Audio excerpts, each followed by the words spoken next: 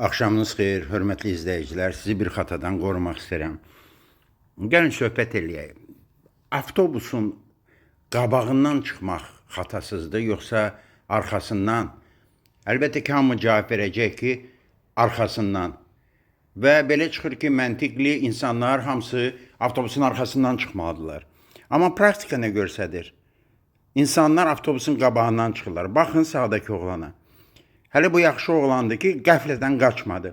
Məsləhət ondan ibarətdir ki, ümumiyyətlə yağışlı havada da, yağışlı havada sürəti aşağı salasınız bir 10-15 kilometr. Avtobusların yanından keçəndə isə aralı tutun. Əlbəttə qoşa xətti kəsməyin, amma aralı tutun və sürəti 20 kilometrə salın.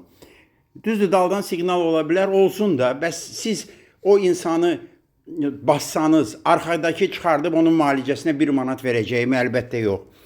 Özünüzü qoruyun. Avtobusların yanından keçəndə bilin ki, 10 nəfərdən 8-i arxadan yox, qabaqdan çıxır. Yenə deyirəm, bu hələ ağıllı oğlandır, qaçmadı. İnsanların bəziləri qaçırlar və belə hadisələr dəfələrlə olub. Özünüzü qoruyun.